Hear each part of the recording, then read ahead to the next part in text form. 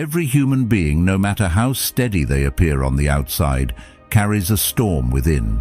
A storm of thoughts, doubts, fears, and unfinished conversations that never make it past the mind. You could be surrounded by people, smiling, working, doing all the right things, and still feel like you're barely holding it together inside. And it's not because you're weak. It's because the world never taught you how to protect your mind. We learned how to chase goals, how to work harder, how to survive, but not how to be still, not how to let go, not how to think clearly when everything around us feels urgent, loud, and demanding. But what if the clarity you're searching for isn't something you find out there, but something you uncover within? What if peace isn't the absence of problems, but the presence of perspective? The Stoics believed that true power comes from mastering the self, especially the mind, that our thoughts, if left unchecked, become chains. But if we understand them, they become tools. And today, that's exactly what we're going to do. Clear the clutter, quiet the noise, and help you finally focus not just on what matters, but on what frees you. If you're on a path toward mental clarity, inner strength, and becoming someone unshaken by the chaos of life, consider subscribing for your true self, because the mind you cultivate becomes the life you live. Most people walk through life believing every thought they have is true, that if it appears in their mind, it must mean something deep, something important, something real. But the truth is, your mind is not a courtroom, and your thoughts are not evidence. They are just noise, fragments, echoes of your past, your fears, your experiences. They sound like you because they've been with you so long.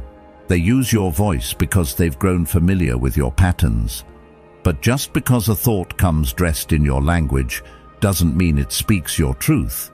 You are not the thought. You are the one listening, the observer. And once you realize that, even for a second, something powerful happens. You stop being pulled around by every passing mental storm. You stop reacting to every fear as if it were a prophecy. You begin to see the space between stimulus and response. And in that space, something incredible lives: choice. You can choose not to follow the old storylines that only bring pain. You can choose to pause before spiraling. You can choose to not internalize someone else's rejection as your identity. This might sound simple, but it's where real change begins, because without that space, without that quiet awareness, you're trapped in a loop, reacting instead of responding, surviving instead of living. When you no longer confuse your thoughts for yourself, the entire mental battlefield shifts. You begin to observe instead of absorb. And that observation turns down the volume of the noise that's been running your life. Some people spend years trying to fix themselves when the only thing broken was the belief that their thoughts were facts. I'm not good enough. They don't care about me. I'll always be this way. These aren't truths. They're phrases your mind has repeated so often they started to feel like truths. But feelings aren't facts, and thoughts are not identities. You are not the anxiety that shows up in a crowd. You are not the memory that haunts you when you're alone. You are not the fear that whispers when you're about to try something new. You are the one who notices all of these, and in that noticing, you have the power to detach, to step back, to breathe. Carl Jung said, "I am not what happened to me. I am what I choose to become." That single idea can change a life, because it reminds you that you are not defined by your past, not shaped entirely by your trauma, not destined to carry the same pain forever. The thoughts that rise up from those wounds don't have to become the script you live by. They can float in and out, like passing clouds across the sky of your awareness, if you let them. But to do that, you must stop chasing them, stop arguing with them, stop fearing them. You have to learn to watch them, calmly, patiently, without judgment. Because only when you see your thoughts clearly can you respond wisely. It's not about controlling the mind like a machine. It's about observing it like a garden. Some weeds grow on their own, patterns you didn't ask for, beliefs you didn't choose.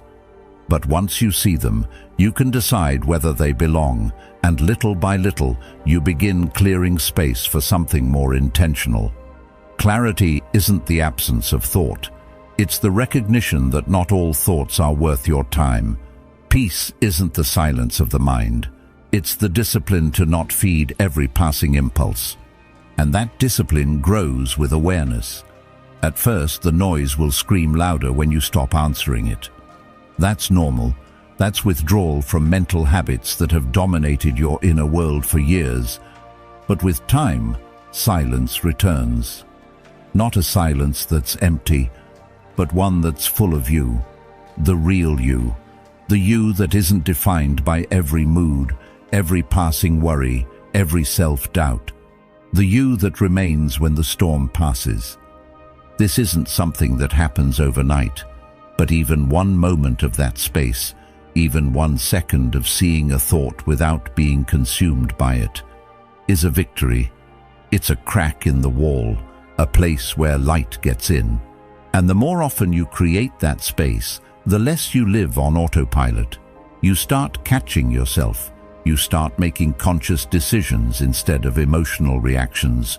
You begin to live your life, not just survive your thoughts. And that shift is everything. Because clarity doesn't come from thinking more. It comes from thinking less and noticing more. It comes from creating space between who you are and what your mind says you are. That space, that separation, is where your power lives. It's where your focus returns. It's where your energy stops being drained by what-if scenarios and starts being directed toward who you're becoming. That's when life begins to feel lighter. Not because the thoughts are gone, but because they no longer own you. So the next time your mind offers you a story that sounds painful, pause, breathe. Ask yourself, is this who I am, or is this just something I've heard so many times I started believing it? And then decide if it deserves your energy. Most of the time it doesn't. Most of the time it's just noise. And now you're learning to hear it without becoming it. That's how clarity starts. Not by erasing the mind, but by rising above the noise. Awareness doesn't begin as some grand awakening. It begins quietly, often in a moment when you catch yourself thinking the same old thought you've thought 1,000 times before. But this time, you notice it. You don't react. You don't follow it down its usual spiral. You simply pause and observe, almost like you're watching someone else's life play across the screen of your mind. And in that subtle shift, something incredible happens. You stop being a participant in the noise and you become a witness. That space between thinking and observing is where awareness is born, not as a loud breakthrough, but as a gentle unfolding. And the more often you practice this, the more you just sit with your mind instead of trying to fix, fight, or flee from it, the more you start to see it for what it is, not a monster to fear, but a messenger to understand. At first, the thoughts still come, the doubts, the fears, the memories. But they hit differently. They don't knock you over like they used to, because you're not inside them anymore. You're next to them, watching, learning, noticing the timing, the triggers, the tone. You begin to see that certain thoughts only show up when you're tired. Others only visit when you're lonely or uncertain. Some belong to old stories you never chose, but you've been carrying them anyway. And suddenly you realize these aren't random. These are patterns, loops, scripts that have been playing for so long they became background noise. And now that you see them clearly, they start to lose their grip. What once felt like truth starts to feel like repetition. The thought that always tells you you're not enough, it no longer hits like a fact. It sounds like an echo, And like all echoes, it only survives if you keep shouting into the same cave. But you don't have to. You don't have to keep responding. Awareness means realizing you don't have to pick up every mental call that rings in your head. You can let it ring. You can let it pass. And in doing so, you weaken the chain that's held you in place. Still, awareness doesn't ask you to fight your thoughts. That's where many people get stuck, thinking that the goal is to silence the mind or erase the thought entirely. But the mind doesn't work like that. It's not about elimination, it's about illumination. What you bring into the light no longer has the same power over you, because when you watch something clearly, without running, without judging, you change your relationship to it. And that shift is the beginning of freedom. When you're unaware, those imagined realities feel urgent and real. Your body tenses, your breath shortens, you react. But when you're aware, you interrupt the cycle. You feel the tension and you trace it back. You question its origin. You realize that the thought you're stuck in today is just a cousin of the thought you had yesterday and the day before. And once you see the pattern, you're no longer inside it. You're standing above it. There's something empowering about realizing that you don't have to believe every thought that crosses your mind. Just because something feels familiar doesn't make it true. Just because a voice inside you says you're not healing fast enough, or doing enough, or being enough, doesn't mean it's right. Sometimes it's just noise from an old chapter that doesn't belong in the new one. And the more you observe without reacting, the more clearly you begin to separate what's actually happening from what your mind is projecting. It takes practice, though. You won't get it right every time. Some thoughts will still pull you in. Some memories will still grab you by the throat. But even in those moments, you can step back afterward and ask, what was really going on there? That question alone, gently asked without judgment, is awareness. And with enough of those questions, the tangled knots in your mind start to loosen. You begin to recognize the storylines. Here's that fear of failure again. There's the part of me that hates silence. This is the voice that always shows up when I feel abandoned. And slowly, with presence and patience, you teach your mind a new response. Stillness, not the forced kind, not the frozen kind, but the stillness that comes from seeing clearly, from not being dragged around by every mental impulse. Epictetus reminded us, it's not what happens to you, but how you react to it that matters.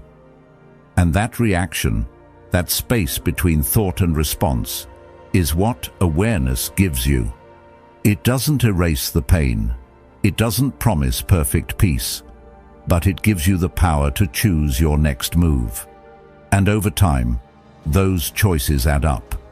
They become a path, a way forward, a way out of the mental fog that once felt endless. So if you've been feeling lost in your own head, if your thoughts feel like too much, too fast, too loud, start here.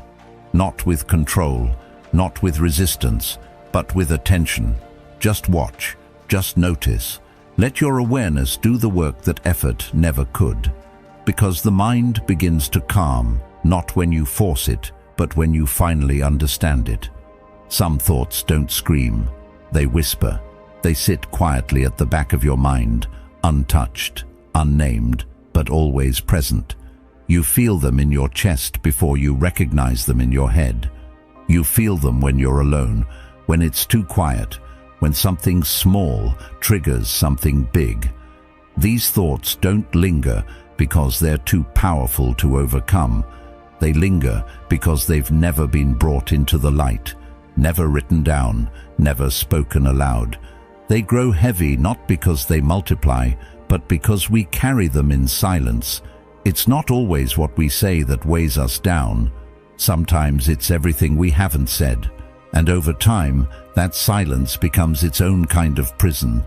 We often think that ignoring a thought will make it disappear, but suppressed thoughts don't vanish. They root themselves deeper. They show up in our tension, in our exhaustion, in the way we overreact to things that shouldn't matter. You tell yourself you're just tired, or sensitive, or overwhelmed, but beneath that surface, something unspoken is asking to be heard, and the longer it's ignored, the heavier it becomes. It could be grief you never processed, anger you never admitted, or fear that was never named. You carry it like a secret, but your body remembers. Your nervous system holds it. Your focus scatters because part of your energy is always busy holding that door shut. The truth is, clarity isn't just about thinking positive. It's about being honest, truly honest, with yourself first. There's something transformative about putting the unsaid into words. It doesn't have to be dramatic. You don't need to tell the world. But even whispering it to yourself, in the dark, in your journal, in the car when no one's around, can start to loosen the grip. Naming it is how you begin to reclaim it. You're not defined by what you've buried. You're defined by your willingness to face it. It's strange how we often fear our own truth more than the judgment of others. We keep parts of ourselves hidden, even from ourselves, as if not saying something makes it less real. But silence doesn't protect you. It just postpones the healing. And healing doesn't come from avoiding the storm. It comes from walking through it with open eyes. The Stoics didn't run from discomfort. They stepped into it with clarity and courage. Marcus Aurelius once wrote, "If it is endurable, then endure it. Stop complaining." But this isn't about suppression. It's about confrontation. It's about realizing that what you refuse to confront owns a piece of you, and you deserve to be whole. Sometimes the most healing thing you can do isn't to fix the thought, but to let it speak, to give it room to breathe. Write it down, even if the words don't make sense. Let the sentence be messy. Let the feeling be incomplete. The act of writing is more than expression. It's excavation. You dig beneath the surface and uncover what's been quietly pulling your strings, what's been shaping your moods, your reactions, your distance from others. And once it's out of you, even just a little, there's room to breathe again. Other times the release comes through conversation. A single sentence shared with someone you trust can break years of inner tension. Not because they fix it for you, but because saying it out loud proves it no longer has to hide. There's a weight that lifts when you hear your own voice speak what your heart's been holding. It doesn't have to be eloquent. It doesn't have to be a speech. It just has to be real. The moment your truth becomes audible, it loses its power to silently hurt you. But even if you're not ready to speak it, you can still face it. Even a breath, a deep, honest breath, where you admit what you're feeling without spinning it into a story, is a step. Sometimes the body can release what the mind is still holding. Grief, anger, guilt, they're not just mental concepts. They live in the breath, in the shoulders, in the gut. And the more you allow space for them to rise and pass through, the lighter you feel. Not because they've vanished, but because you're no longer alone with them. You've met them, you've listened. Aristotle believed that knowing yourself is the beginning of all wisdom, but knowing isn't just a mental act. It's emotional, spiritual, energetic. It's learning to sit with the parts of yourself you once ran from and realizing they're not as terrifying as you imagined. They were just waiting for you to stop pretending they weren't there. Unspoken pain isolates. It makes you believe you're the only one struggling, the only one carrying something too heavy to name. But once you bring it into light, even a flicker, you realize how many others are carrying their own unspoken weight, and suddenly your pain connects you. It doesn't isolate you. And in that connection, a new kind of strength is born. A strength rooted in honesty, not performance. There's nothing weak about struggling. There's nothing broken about having something to say, but not knowing how. The struggle only becomes heavier when you convince yourself it needs to stay hidden. It doesn't.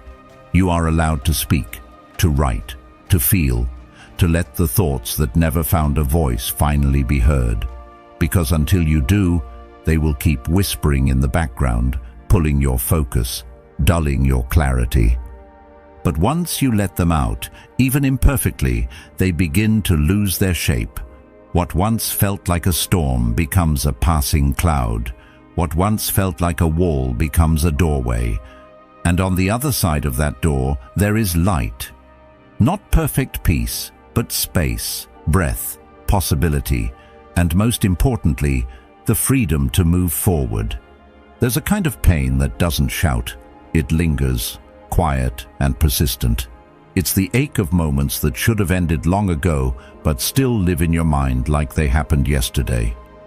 You find yourself replaying the same conversations, the same mistakes, the same losses. Not because they deserve that space, but because part of you is still trying to rewrite them.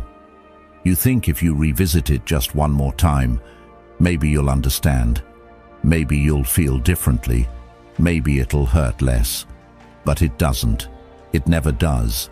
Because the past doesn't change. Only your relationship to it can. It's a strange thing we do.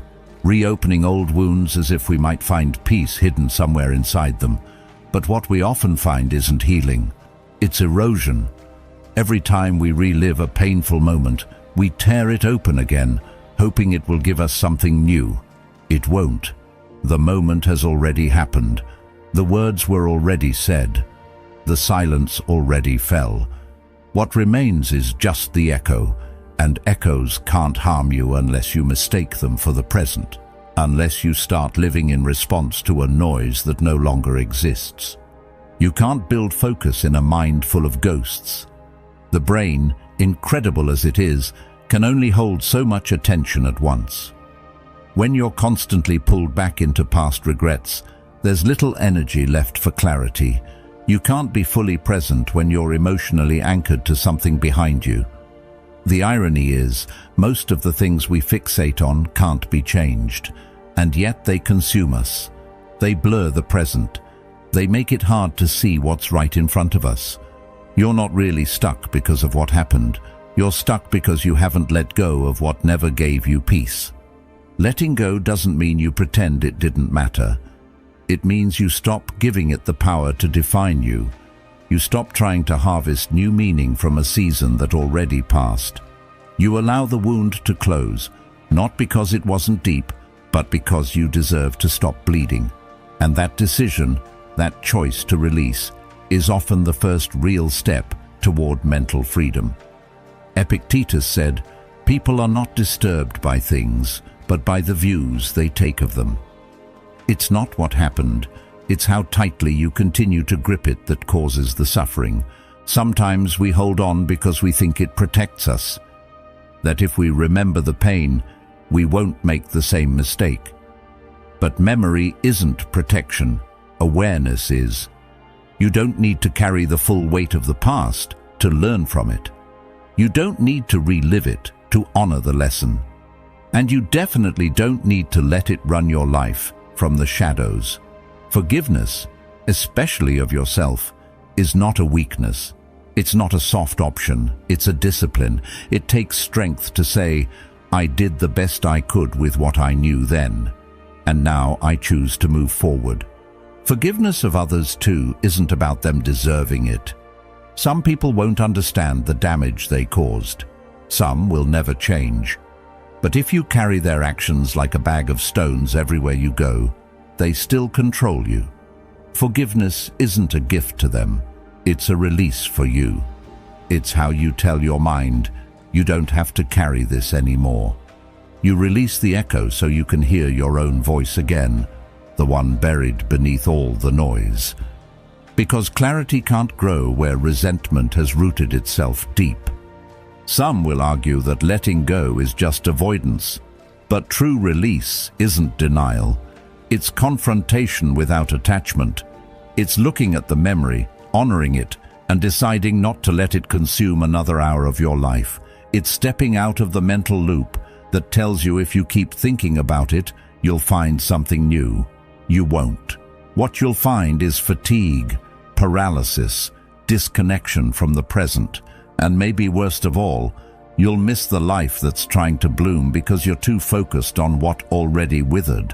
You have to ask yourself, how much longer are you willing to let yesterday ruin today? How much longer will you keep trading your peace for pain that's already been paid? Letting go isn't erasing the past. It's rewriting your relationship with it. It's learning to look back and feel something different, not because the past changed, but because you did. And in that shift, in that inner decision to stop bleeding from the same wound, focus returns, energy returns, life returns.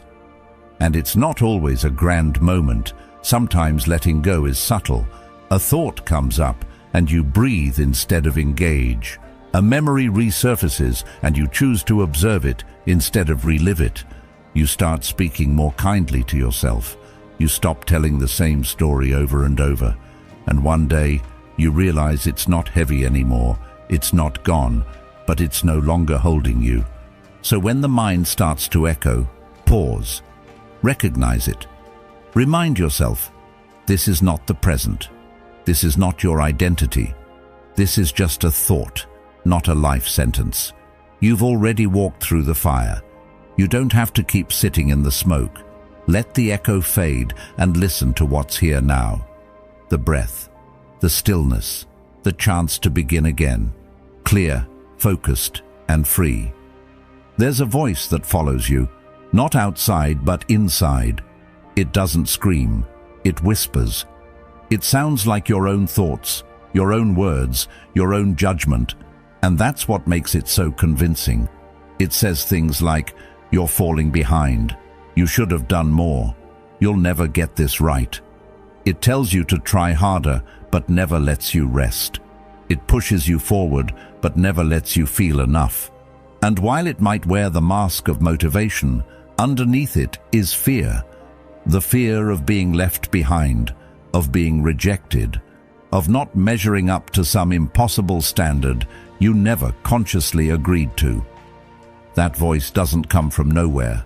It's built from years of comparison, perfectionism, and unmet expectations. It learned its lines from school systems, social media, critical family members, and your own patterns of self-doubt. Over time, it became automatic, so automatic that you stopped questioning it. You just listened. And the more you listened, the more it shaped your choices. You stopped taking risks. You started shrinking. You began to believe that maybe that voice is the real you. But it's not. It's just a script. One that was written without your permission and can be rewritten at any time. The thing is, you don't silence that voice by yelling at it. You don't win by arguing. That only gives it more power, more airtime. You silence it by proving it wrong, not with grand victories, but with small, quiet acts of courage. By showing up on days when everything feels messy. By taking one more step when the voice says you'll fail anyway. By choosing to believe that progress matters more than perfection. Because perfection is a lie the inner critic uses to keep you frozen. If it can convince you that anything less than flawless is failure, it wins. But the moment you choose motion over mastery, you start starving that voice. You don't need to wait for the voice to go away to begin. You begin with it present. And in doing so, you chip away at its authority. Every time you show up despite the fear, despite the doubt, you create evidence, real, lived proof that the voice isn't telling the full story. And the more evidence you gather, the quieter it becomes. Not because it's gone, but because you're no longer giving it your full attention. Your focus shifts. You start listening to a new voice, the one rooted in experience, not fear. That new voice won't be perfect either. It may still hesitate, but it will feel different. It will feel like kindness, like clarity, like you finally have your own back. Carl Jung once wrote, "The most terrifying thing is to accept oneself completely, and maybe that's why the inner critic exists, to keep us from doing that." Because once you accept yourself, not just the good, but the flaws, the mess, the unfinished parts, you become unshakable. The critic loses its leverage when there's nothing left to shame. Of course, the voice will still try. It will come back when you're tired, when you're stretched thin, when you fail or fall short. It will say, "See, you never changed, but you'll know better now." You'll know that failure doesn't define you, it informs you. You'll know that one bad day doesn't undo the steps you've taken, and in that knowing, there's peace. Not the kind that comes from everything being perfect, but the kind that comes from trusting yourself, even when things aren't. You don't owe that voice a single explanation. You don't have to justify your pace or your growth to anyone, especially not the version of you that was shaped by fear. What matters is how you show up now. What matters is that you keep choosing to try, to learn, to care, even when it's hard. Especially when it's hard, because every time you do, you prove something important, that you are not the voice in your head. You are the one who chooses what to do next. Seneca said, "We are more often frightened than hurt, and we suffer more in imagination than in reality." And that's what the inner critic does best. It builds imagined fears and dresses them up as truth. But once you see that, once you realize how much of your pain was built on stories that were never real, you begin to reclaim your power. You begin to live, not just survive. You begin to create, speak, try, and grow. Not because the voice disappeared, but because it no longer defines what you do with your day. And that's the point. Not to erase the critic, but to starve it. To stop feeding it your energy, your time, your belief. To create a life where your actions speak louder than the noise. A life where your worth isn't measured by perfection, but by presence, by effort, by intention. The voice may always be there like static in the background, but you don't have to tune in. You can choose what channel you listen to, and that choice, made day after day, becomes your freedom. Not all at once, but steadily, quietly, powerfully. You could sit in the most peaceful place on earth, no traffic, no noise, no deadlines, no demands, and still feel like you're drowning. Because stillness has never been about silence on the outside. It's about silence on the inside. And that's much harder to find. Your surroundings could be calm, but if your mind is racing, if your thoughts are shouting over one another, if you're stuck in the loop of what if and what was, then even the quietest place becomes loud. That's the trap most people fall into. They chase external peace, believing it will calm the storm within. But peace isn't something you stumble across. It's something you practice. Stillness, real stillness, isn't accidental. It's intentional. It doesn't show up when everything is finally perfect. It shows up when you learn to stop needing everything to be perfect in the first place. You don't find it in silence, you create it. You create it by learning how to sit with yourself. Not to run, not to distract, not to fix, but to be. And that's where things start to shift. Because when you stop trying to escape your mind, you finally give yourself the chance to understand it. We live in a world that glorifies movement. We've been conditioned to believe that doing more means being more. So when we pause, even briefly, we feel guilty, unproductive, behind. But what if the most valuable thing you could do is nothing at all? Not in the sense of laziness or indifference, but in the sense of presence, real, rooted presence, sitting still, breathing slowly, noticing your thoughts without chasing them. That's not avoidance, that's courage, that's awareness, that's mastery, and it doesn't come easily. The moment you sit in stillness, your mind will try to fill the space. Old memories, tasks left undone, fears you buried long ago, they'll all rise. And that's the point. Stillness is not about avoiding the noise, it's about facing it without flinching. You sit with what shows up, and instead of running, you listen, not to judge, not to react, but to understand.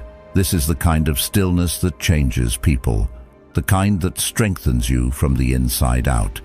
Seneca once wrote, "True happiness is to enjoy the present without anxious dependence upon the future." And it's in stillness that we finally learn what that means. Because when you're still, the future loses its grip. You stop living for tomorrow. You stop reliving yesterday. And you begin to experience the only moment you've ever actually had. This one. The breath you're taking right now. The sensation of being alive without needing to do or fix or prove anything. But it takes practice. You have to return to it daily. Not as a task to complete, but as a gift you give yourself. 5 minutes. 10. No music, no scrolling, no stimulation. Just breath, just awareness. And in that small window of time, your nervous system begins to reset. Your thoughts begin to slow. You start seeing clearly what stress had made blurry. And over time, that clarity follows you into your life, into your conversations, into your choices. You become less reactive, more present, more centered. Stillness becomes a compass, a quiet reminder that you are not your impulses, that you don't have to answer every thought, that you don't have to rush every moment. When you carry stillness within you, chaos doesn't shake you the same way.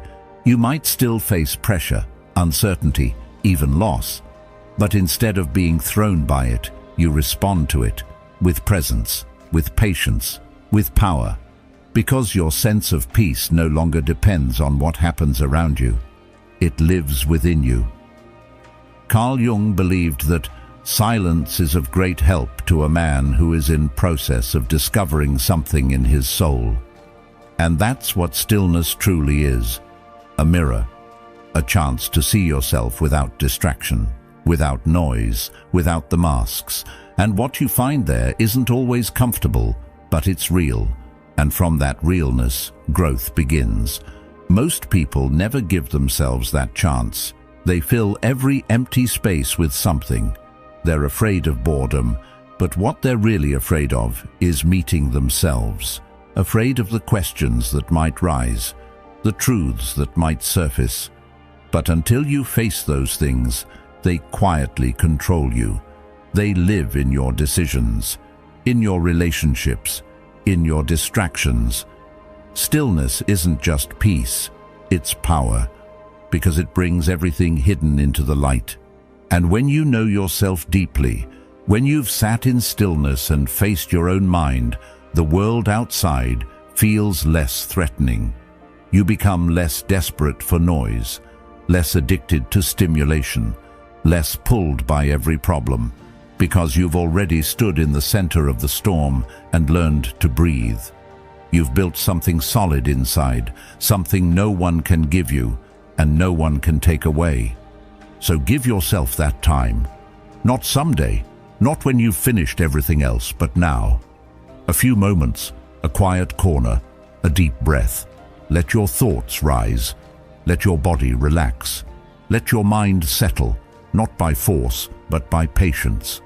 And in that space, you'll find more than peace. You'll find yourself. Not the version shaped by stress or expectation, but the one that's always been there, waiting to be heard. Stillness is not a luxury, it's a necessity. In a world that never stops moving, stillness is how you remember who you are. And from that memory, you begin to live, not in reaction, but in alignment. Not in noise, but in clarity. Not in fear, but in truth. Your mind doesn't just record what you experience, it builds your reality from it. And the raw material it uses most often isn't truth, it's attention. Whatever you consistently look at, whether it's peace or pain, fear or gratitude, your mind begins to shape itself around it. It doesn't judge what's useful or destructive, it simply adapts. That's the strange power of attention. It's quiet, it's subtle, but it's the architect of your inner world. And once you begin to understand that, you realize that mental clarity doesn't come from thinking harder. It comes from looking in the right direction. If you constantly focus on what's broken, what's missing, what's wrong, your mind will become an expert at finding more of it. Not because that's all that exists, but because that's what you've trained it to recognize. The brain is highly responsive. It builds pathways based on repetition. Focus becomes habit. Habit becomes identity. And identity, over time, becomes the filter through which you see every experience. That's why some people always seem lost in their problems. It's not because their life is worse. It's because their attention is trained on what's hurting, but the same mechanism works in your favor too. Shift the focus even slightly toward what's healing, toward what's working, toward small, quiet moments of meaning, and you begin to build new mental roads. You start noticing things you once overlooked, your breath slowing, the kindness in someone's eyes, the small victories you never counted before. This isn't about toxic positivity or pretending life is perfect. It's about choosing what deserves your attention, because not everything does. You don't need to force positive thinking. You don't need to fight the negative. You only need to redirect. Slowly, gently, deliberately. There's a difference, and when you practice that redirection daily, even for a few minutes, you start to reclaim your energy. Because attention is energy, and where it goes, your life begins to follow. You don't need all the answers to take the next step. You just need the courage to begin, exactly as you are, right where you are, because clarity isn't something you wait for, it's something you earn by moving through the fog. Let this be the moment you stop waiting and start becoming. If this spoke to you, there's another video waiting right here that will take you deeper. Thank you for being here. Thank you for being a part of Stoic Journal.